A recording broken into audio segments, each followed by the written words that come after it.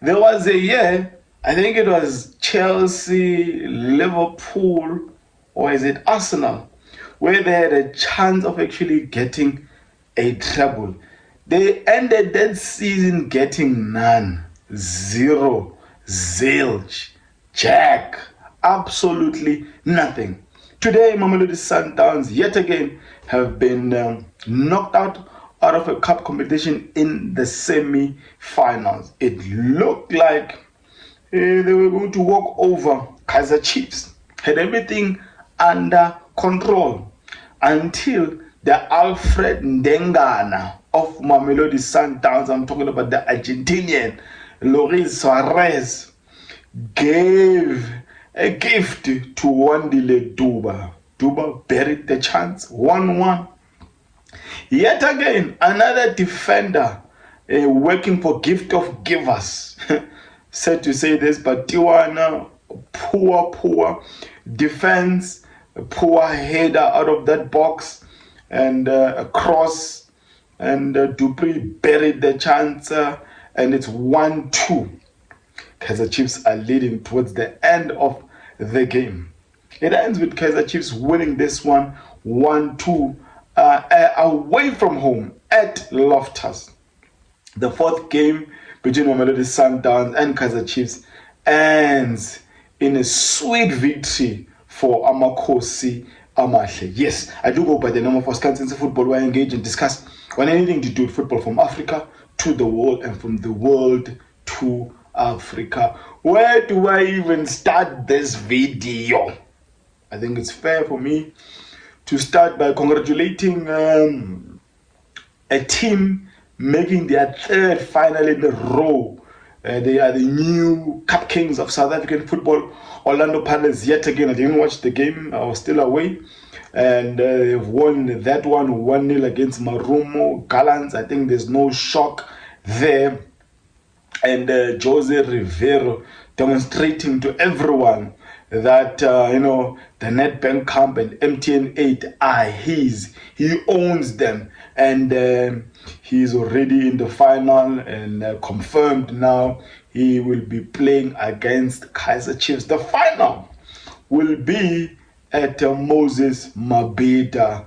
I think this one is a crime, especially for Gautengers. I mean, couldn't the sponsors just have understood, the bigger picture, that it's two Soweto Giants? Why not just play the final at FNB? It's a bigger venue, and the two clubs are from Soweto. But anyway, maybe there's something right that the Durban municipality are doing to always win all these big events to be hosted in their city. And congratulations to both clubs, Kaizer Chiefs and Orlando Pirates, for making it to this year's Nedbank Cup final. Mamelodi Sundowns, in hindsight, you might say Cardoso was not supposed to start an Obas, and clearly we saw how much he struggled because he was slow, at progressing the ball in build-ups. And we saw that at halftime when he was substituted for a Jaden Adams, a cracker of a goal in the dying minutes, critical phase of the first half, from a Teboho Mokoena, and careless, tackled by a Solomon edge of the box. And I actually thought Shamimi was going to take that free kick, but it was a Teboho Mokoena. Yet again, we've seen coaches, placing two or more players whenever a Ribeiro would have the ball.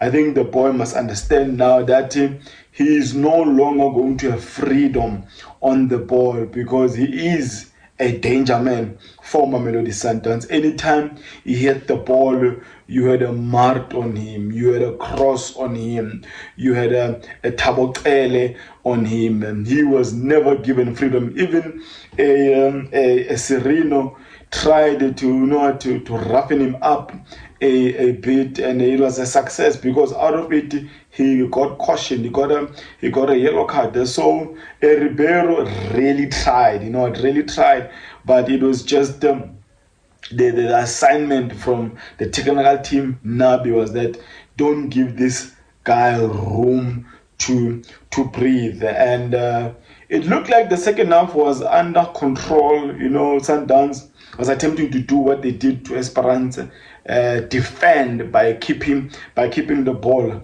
Unfortunately for them, our Argentinian Alfred Ndengana Suarez, working for the gift of givers, gave a beautiful assist to a Wandile Duba, who finished it off beautifully. And at 1-1, you could almost tell that the Kaizer Chiefs were okay with Mamelodi Sundowns keeping the ball. But whenever they had the ball, they wanted to play on transition. They wanted to maximize on all the moments they would have. There was a chance in the first half for Sereno, tried to lobby the ball over Ronza Williams, but he took care of it, although we can say it was close. I mean, the very good chance that Reyners had. I mean, if you look at the lineup of Mamelodi Sundowns, they had two changes. They had Reyners and an Obas coming in for Adams and Arthur Sales. If you look at the 11 that started against Esperance second leg in Tunisia, Divine Lunga unfortunately had to be substituted because of an injury. I actually thought that Modiba, because of the magnitude of the game, might be introduced, and because Lilepo was not a threat at all. Actually thought Chiefs were going to pack the defense or the midfield, but contrary to that, they actually had good attackers. They had a front four of Lilepo, Duba, Modi, and Sereno, with Ele and Mart sitting. Cross left back, Solomon's right back, Dove and Simango as the center back pairing. I honestly think that Kaizer Chiefs really understood the assignment. You could tell that they were the team that was hungrier. You know what? They really were desperate. I mean, I saw players that were really desperate today. You could tell from the equalizer, you could tell from the winning goal that these guys were going to fight for everything. They really wanted to give themselves a chance by getting into that final, and who knows what's going to happen in that Nedbank Cup final against Orlando Pirates. I mean, if you look at the last game between Mamelodi Sundowns and the Kaizer Chiefs, it was a close one. Although it was a moment of brilliance. I mean, the moment of brilliance by Ribeiro was the difference, winning that one 1-0 against Orlando Pirates at FNB.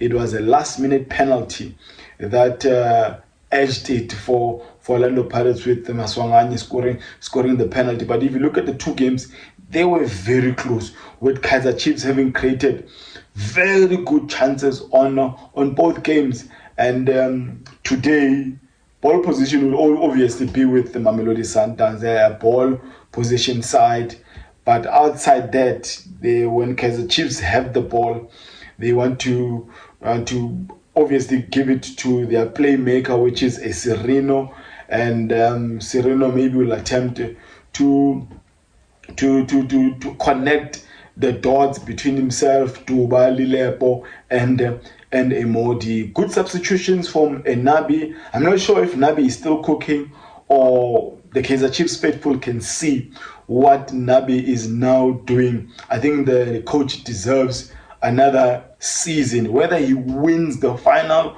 or not. Another transfer. I mean, how he transformed Younger was that at least he had 3 transfer windows. The coming transfer window in June, July will be his 3rd one, at Kaizer Chiefs. So if he's given the budget and at least gets the players that he wants, maybe he might transform Kaizer Chiefs to a team that he wants it to look like. And yet again, they deserve to be in the final, and it will be wise for the management at Sundowns, the technical team, the senior players, to really encourage the players, to forget about this semi-final exit and focus their energy on the Betway Premiership and CAF Champions League semi-final, which are not easy at all. And I think this is a dream final for South Africans, and one that I believe will be exciting for majority of the citizens, because these are the most supported football clubs in this country. I'm not angry. I'm yes, disappointed, but I'm not discouraged. I'm not discouraged at all. The defensive mistakes were costly for us. The Suarez one and the Asekoti one. If you're in the box, attempt, to I don't know what was he trying to do, to trap the ball with the header, or because when you are in that position, attempt to clear the ball as far as you can, and how or whatever he was in his head, or whatever he was attempting there, it was just poor.